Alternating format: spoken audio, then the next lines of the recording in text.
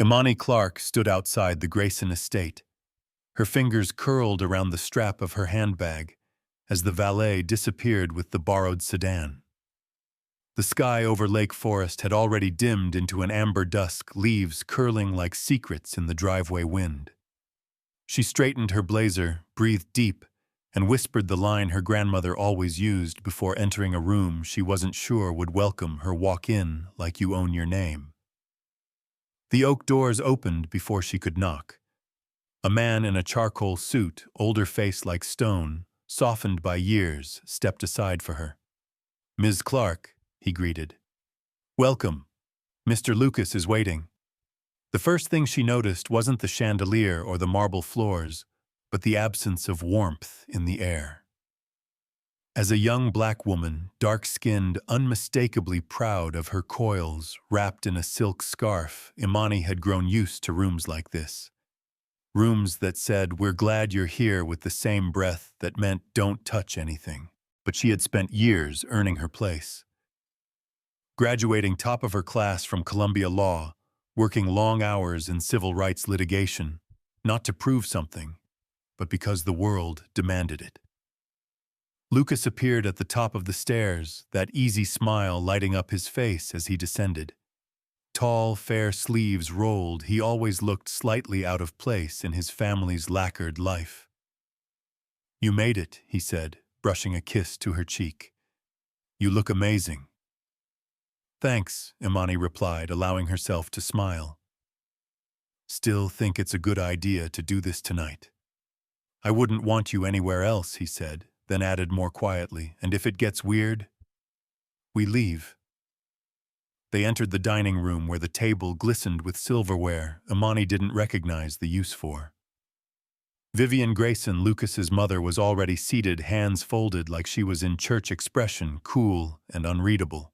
Gerard Grayson stood at the sideboard, pouring wine, nodding to her with the faint politeness of a man used to running boardrooms, not conversations. And Camille, the youngest, was smiling, maybe too brightly. "Imani," Vivian said, her tone silk on glass. "So glad you could join us. Lucas mentioned you work in public law." "I do," Imani replied. "Civil rights cases mostly." "How meaningful," Vivian said, letting the last syllable trail like a judgment disguised as admiration. They sat. Camille asked about Columbia, and Gerard nodded approvingly when Imani mentioned law review. But as the appetizers were served, some kind of duck mousse on crostini, Vivian leaned in slightly, her voice honey-sweet. "Lucas has always been drawn to people who challenge him. You must have stood out." Imani met her gaze. "I've heard that before. Usually in courtrooms." Vivian smiled. "And yet you're here. Impressive." Her eyes flicked to Imani's bare ring finger. "No ring yet." The question clanged in the air like a dropped fork. Lucas inhaled sharply, but said nothing. Imani placed her napkin gently on her lap. "I believe commitment speaks louder in daily actions than in jewelry," she said, her voice steady. "But I'm sure you already know that." Camille coughed into her wineglass. Gerard cleared his throat. Lucas looked at his mother, then back to Imani with an expression that said, "I should have warned you." Dessert came, poached pears and spiced syrup, and the conversation floated around travel and real estate, until Vivian, ever poised, asked with disarming casualness, "So, Imani, what do your parents do?" The room stilled again. "My mother was a school counselor. She passed a few years ago," Imani said. "My father works maintenance at a hospital. Nights mostly." "A working man," Vivian said, nodding once.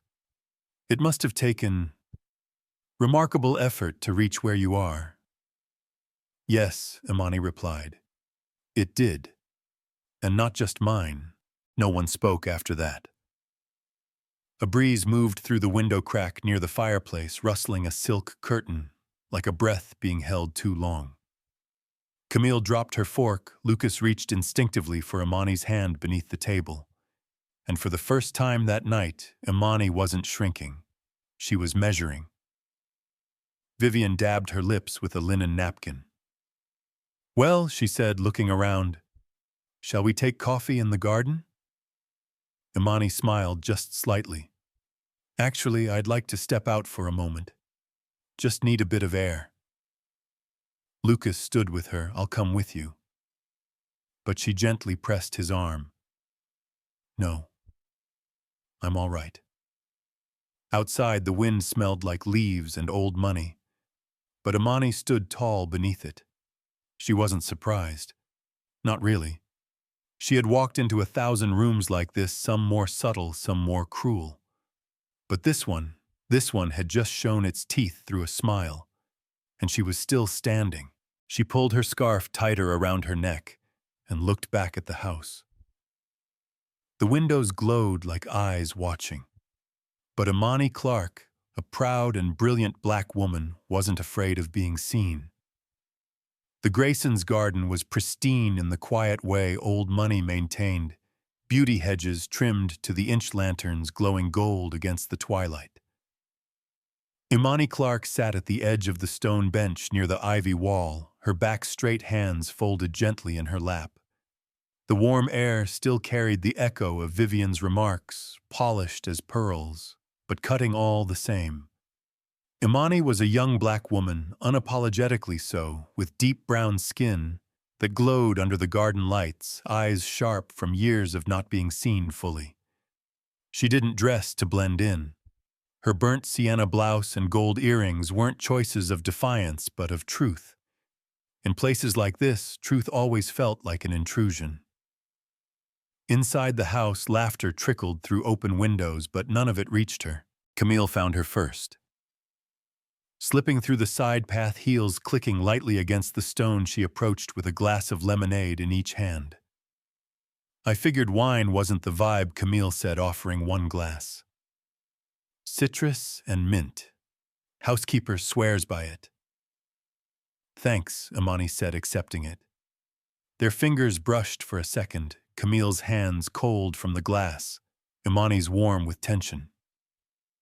"I'm sorry if my mom—" Camille trailed off. Imani gave a tight smile.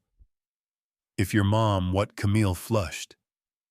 "I guess came off intense." Imani sipped the lemonade. "Camille, I've argued in front of federal judges. I can handle intense. What I'm not sure I can handle is passive-aggressive curiosity dressed as hospitality." Camille sank onto the bench beside her. "She does that. All the time. She thinks she's subtle, but it's like she interviews people she doesn't approve of." "She doesn't have to approve of me," Imani said calmly. "She just needs to respect me." Before Camille could answer, the French doors opened again. Gerard Grayson stepped out, coffee in hand, a folded jacket tossed over his shoulder. His presence shifted the air, less brittle than Vivian's, but still guarded. "Mind if I join?" he asked. Imani gave a nod. "Of course." He sat across from them, glancing between the two young women before settling his eyes on Imani. "You know, my father started with nothing. He began. Ran paper routes, worked odd jobs. Ended up building a construction firm." "Is that supposed to make this house less intimidating?" Imani asked, not unkindly. Gerard chuckled. "No. Just perspective. I know what hard work looks like." Imani leaned forward slightly. "Then you also know that work doesn't always open the same doors for everyone. Some of us have to knock twice, then prove we belong in the hallway." Gerard studied her for a moment. "Fair point," he said. "Lucas. He's stubborn. But he doesn't bring just anyone here." "He didn't bring me," Imani said, lifting her chin. "I walked in." There was silence, then Camille laughed softly, a sound full of surprise and admiration. Gerard smiled faintly. "Well said." Vivian appeared in the doorway, then sharp as ever, in a pale silk blouse, her voice carrying easily. Dessert's ready. Camille stood first. Gerard followed. Imani didn't move. Vivian's eyes found her, and for a moment neither woman looked away. Then Imani rose. Back at the table, the tension had shifted. Not broken, just rearranged like furniture moved half an inch. Lucas smiled when she returned, but said nothing, sensing her energy. Dessert was lemon tarts and espresso. Light conversation hovered around Camille's art exhibit and Lucas's latest case until Vivian placed her cup down and said, "Imani, what are your views on ambition in women? You seem to embody it." There it was again, that test. "I think ambition isn't a trait," Imani said slowly. "It's a necessity, especially for women of color, especially for Black women. The world rarely gives us things. We take what we've earned carefully but firmly." Gerard nodded slightly. Camille looked at her mother with an unreadable expression. Vivian tilted her head. "And what about softness? Do you believe there's room for vulnerability in your world?" Imani held her gaze. "Softness is not a luxury I'm often allowed, but I do believe in it, when it's earned and safe." Lucas reached beneath the table and squeezed her hand. Vivian didn't smile, but something in her face shifted barely. Later that night, as Imani and Lucas stood near the driveway waiting for her car, he whispered, "You didn't just survive dinner. You owned it." Imani looked back at the house lights, still glowing curtains unmoving. "It wasn't a dinner," she said softly. "It was an audition." And then her ride arrived. It was Sunday morning, and downtown Chicago stirred to life with the usual rhythm dog walkers, with coffee cups, delivery trucks weaving past cobblestone corners, and the scent of maple bacon drifting from a brunch spot on Dearborn Street. But Imani Clark wasn't thinking about food, not even coffee. Her mind replayed the previous night at the Grayson estate like a courtroom deposition. She walked alongside the Riverwalk, the rustle of wind combing through her curls. Her hands were deep in her coat pockets, but her posture was upright always. A Black woman didn't get to slouch in public, not when people were already looking for excuses to diminish her. Lucas texted twice. She hadn't responded. She wasn't mad at him, not exactly. But when Vivian launched her subtle interrogations and offered sugar-dipped condescension, Lucas had smiled through it. Silent, complicit even if unknowingly, and Imani couldn't shake the thought if he wouldn't defend her in that dining room. What about outside it, back at her apartment? She changed into soft jeans and a hoodie, tied her hair into a puff, and debated skipping the day's plan altogether. But at 1:14 p.m., Lucas was already waiting at her door, with a bouquet of orange tulips and that lopsided grin she hated that she loved. "I thought you liked chrysanthemums," she said flatly, taking the flowers. "I thought you needed fire," he replied. They ended up at a cafe near Hyde Park, copper lights, wood-paneled booths, and the smell of cinnamon hanging like memory. Lucas ordered her favorite ginger chai with oat milk, no sugar. Imani appreciated the gesture, but she wasn't letting him off that easy. "Why didn't you say anything last night?" she asked finally. Her voice wasn't sharp, but it carried weight. Lucas looked down, then back at her. "I didn't want to escalate." Imani blinked. "You didn't want to escalate? Your mother insulting me." "She didn't insult you. She questioned my parents, my ambition, my softness." "That's not casual conversation, Lucas. That's examination." Lucas leaned back, running a hand through his hair. "You think I didn't notice? I did. I thought maybe you wanted to handle it." "You're strong, Imani." She almost laughed. "You think silence is respect?" He paused. I think silence is sometimes fear. That landed. Imani studied him. For the first time since last night, she saw not the man she loved, but the boy behind him, the one raised to keep things polite, contained, to avoid conflict at the dinner table even if it cost someone else their dignity. I don't need you to rescue me, Imani said, but I need you to witness me, and to say something when I'm being diminished. Lucas nodded slowly. You're right. Then softer, I'm sorry. The cafe buzzed around them, forks on plates, a baby squealing with joy, a waitress laughing near the espresso machine. Come to dinner tomorrow, Lucas said after a beat. Just us and Camille. Let me fix this. Imani hesitated. She didn't want a performance. She wanted alignment. But something in his eyes told her he was learning unlearning. That mattered. I'll come, she said. But not to be fixed. Just to be. He reached for her hand across the table. Deal. That night, Lucas sat across from Vivian in the formal parlor. No Camille, no Gerard, just mother and son.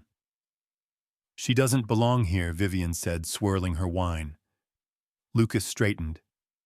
Yes, she does. More than most people you've welcomed into this house. Vivian raised an eyebrow. She challenges everything. She should.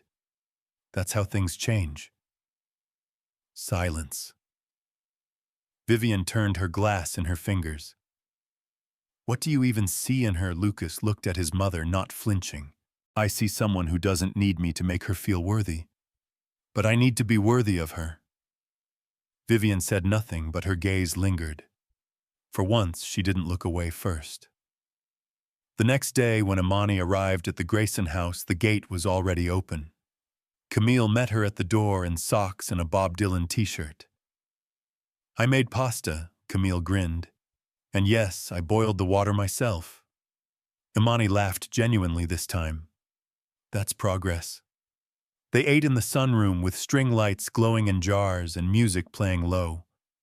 Lucas was attentive but not overbearing. Camille shared childhood stories that made him groan in embarrassment. There was no test, no questions loaded with implication. Just space to be human. Later, as Imani stepped outside to call a client back, Vivian appeared in the doorway again. Same sharp silhouette, but something had changed. I hope the pasta wasn't overcooked, she said quietly. It was fine, Imani replied. Vivian hesitated. You challenge us. Imani didn't move. I'm not here to make you comfortable. I'm here because your son loves me. Vivian nodded once. Not approval, not acceptance, but acknowledgement.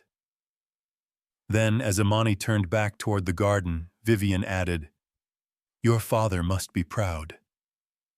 Imani paused, then kept walking. Thanksgiving at the Grayson estate was a production. Not just a meal, but a symphony of China heirloom silver and culinary precision. Outside, autumn leaves fell like golden confetti, but inside everything was scripted except for Imani Clark's presence. She arrived in a deep burgundy dress, hair swept into soft curls, and a scarf her grandmother had once quilted for Sundays. Imani was a proud black woman, and she carried that pride-like posture, graceful but firm. The other guests noticed. Subtly, of course. The glances were quick, the smiles overly practiced. She'd learned to translate microaggressions long before she'd learned tort law. Lucas hadn't seen the seating chart until they were halfway through appetizers. Imani was placed at the far end next to the cousin who sold crypto tips online and an elderly aunt who once called Chicago dangerous with a wink. Camille caught Lucas's eye and mouthed, seriously. Lucas clenched his jaw, then turned to Imani. Switch seats with me. I'm fine, she whispered. You shouldn't have to be. By the time the main course arrived, turkey carved with ceremonial flair and passed with generational pride. Vivian raised her glass. "A toast," she said, voice smooth as the Chardonnay. "To family legacy and tradition." There was polite applause, but Lucas remained still. He stood. "I have something to add." All heads turned. "I want to say something about legacy," he began, eyes scanning the room. "Because it's not just china patterns and whose name is on the foundation wall." Imani looked up slowly. Her hands stopped fidgeting. "Legacy is about who we make room for, who we welcome, who we acknowledge, not just tolerate." Imani, he turned fully to her, is not just my partner. She's one of the most brilliant minds I've ever known. And the fact that she walks into rooms like this and has to wonder if she'll be seen or merely observed, that's on us. A beat of silence. Then Camille raised her glass. "To rooms that change." Gerard, caught between pride and unease, lifted his glass too. Vivian didn't. But she didn't speak either. Later, in the quiet of the Graysons' conservatory, glass walls steamed slightly from the heat. Inside, Lucas found Imani standing near the camellias. She didn't speak when he entered. "I didn't want to speak for you," he said softly. "But I couldn't be quiet anymore." Imani turned to him. "I didn't need you to defend me. I needed you to decide where you stood."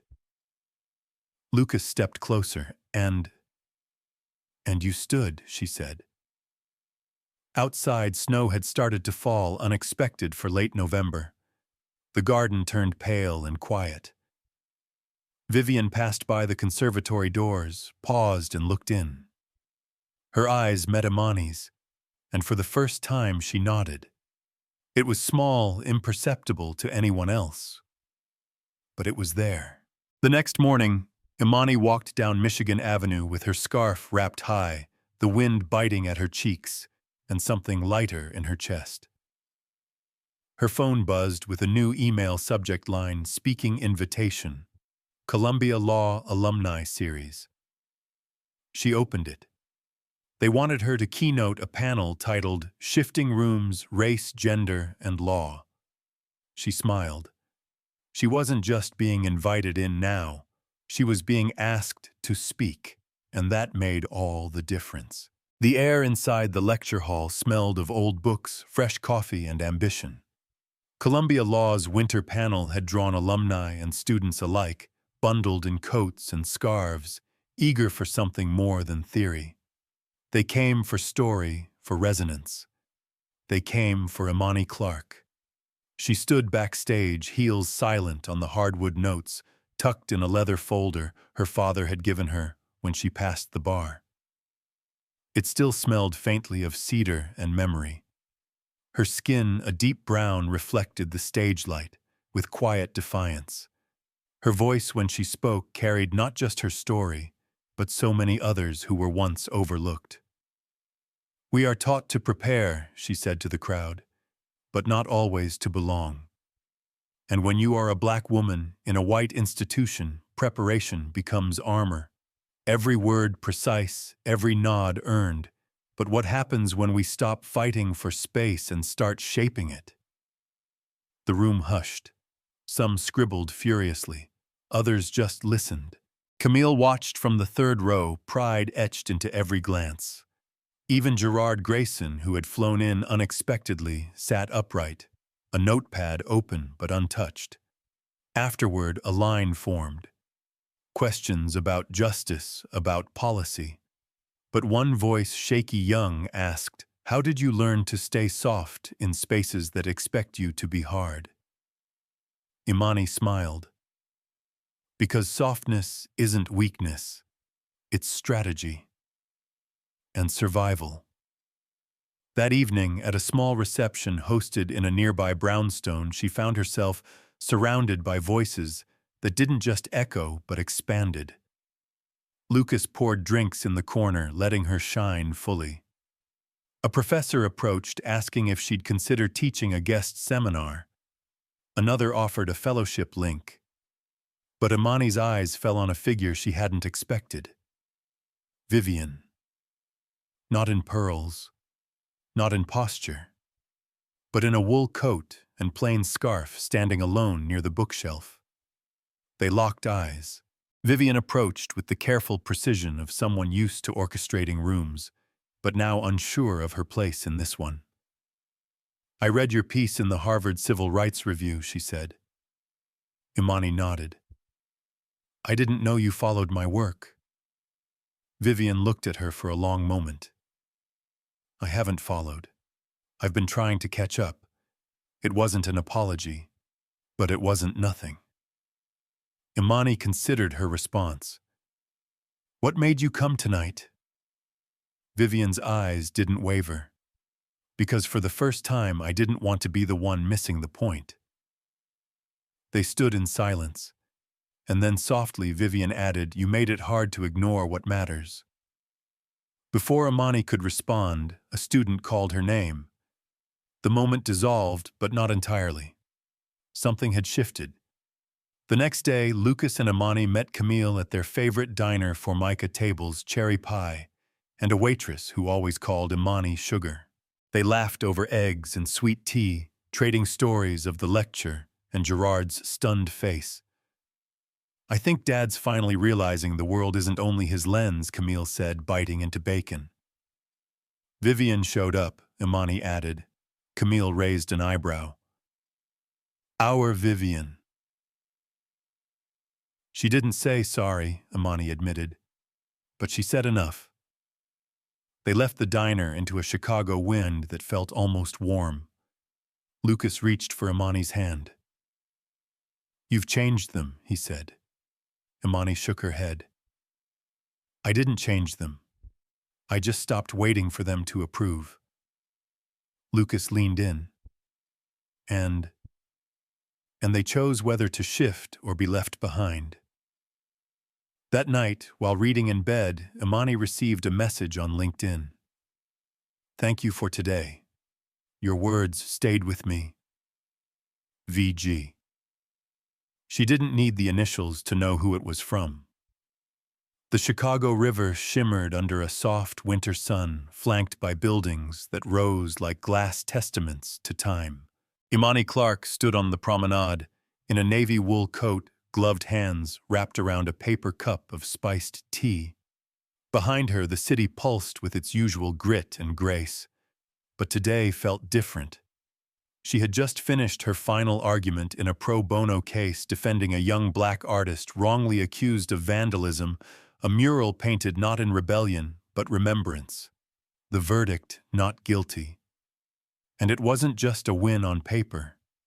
It was a reclaiming. Imani leaned on the railing, her breath curling in clouds. She remembered when she used to walk this stretch in silence, carrying doubt like weight in her chest. Now she walked it with the soft strength of someone who had said what needed saying and stood where others had sat down. Lucas found her by the railing, 2 paper bags in hand. He offered one, grinning. "The diner's last pecan pie slice. I fought an old man for it." Imani laughed, tucking her hair behind one ear. "That's very heroic." They sat on a bench facing the water. For a while, neither spoke. Then Lucas said, "Camille's moving into the city. Wants to work with community projects. She said you inspired that." Imani looked out over the water.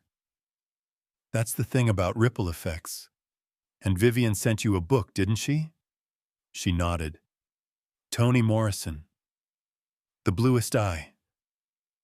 There was a note inside. Just 3 words. "I finally see." Lucas was quiet. Imani turned toward him. "It's not about them changing overnight. It's about me not shrinking to fit." He smiled. "You never did. You just made them adjust their lenses." From her coat pocket, Imani pulled a folded piece of paper. It was her invitation to speak at a national symposium on legal justice and race in D.C., as the opening keynote. "They're calling it the Clark perspective," she said, eyes twinkling, "which feels like a lot." "It's exactly right," Lucas said. "You made people listen without raising your voice. That's power." As the sun dipped lower, they stood and walked along the river's edge. A busker strummed soft jazz on a corner. A child tossed bread to birds. And somewhere above them a banner fluttered from a balcony, "Build Justice with Words." They paused near LaSalle Street Bridge, the skyline behind them lit in amber hues. "I used to think success meant making it through rooms like the Graysons without losing myself," Imani said. "And now I know it means creating rooms where people don't have to armor up to be seen." Lucas leaned in. "We could build that." She smiled. "We already are." Their steps matched as they crossed the bridge. A gust lifted Imani's scarf, and Lucas reached to catch it, laughter escaping into the cold.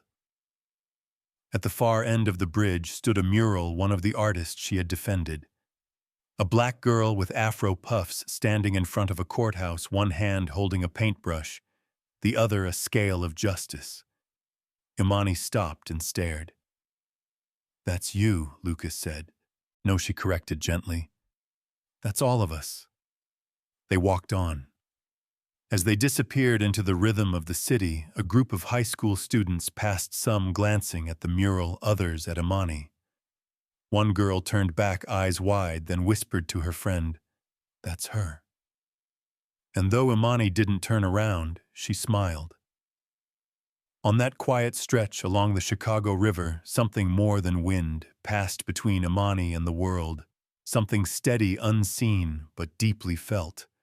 Not a grand parade or a rousing ovation, just a soft nod from an elder who once looked right past her, and a mural painted in gratitude by a boy whose name would never again be a headline for the wrong reason.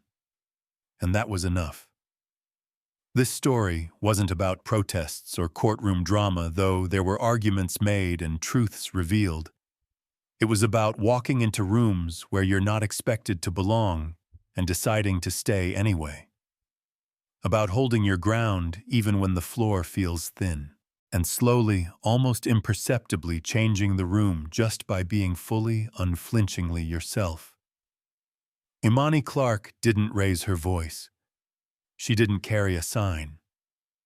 She carried her story stitched with purpose, discipline, and the quiet insistence that her presence was not a favor but a fact. That being a black woman in America should never mean translating your worth to be understood. We are reminded through her journey that breaking injustice doesn't always require a revolution. Sometimes it requires staying seated at a dinner table where you weren't really invited and turning the cutlery of judgment into tools of conversation. Sometimes it means answering a stranger's cold silence with the warmth of unshakable grace. And for those of us who've lived long enough to know the sting of assumption, be it the way someone looks at your clothes, your name, your skin, we understand what it means to be misread. But we also understand the power of not becoming what the world expects, of walking forward with shoulders set, not to fight, but to live fully, visibly, and kindly. Stories like Imani's remind us that dignity is not something to be granted, it's something we carry. And when it's honored quietly, but consistently, it begins to light up rooms where people once sat in shadows.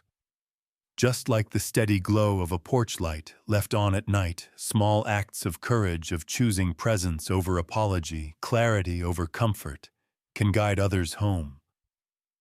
So wherever you are, whatever table you find yourself sitting at, may you remember this, that the most powerful shift doesn't always make noise. Sometimes it's a smile not turned away, a seat not given up, a girl who walks along a river knowing she no longer needs to explain why she belongs there. And if this story touched something in you, some echo of the past or hope for the future, consider sharing that quiet flame with someone else. We never know who's walking in the dark looking for a light left on.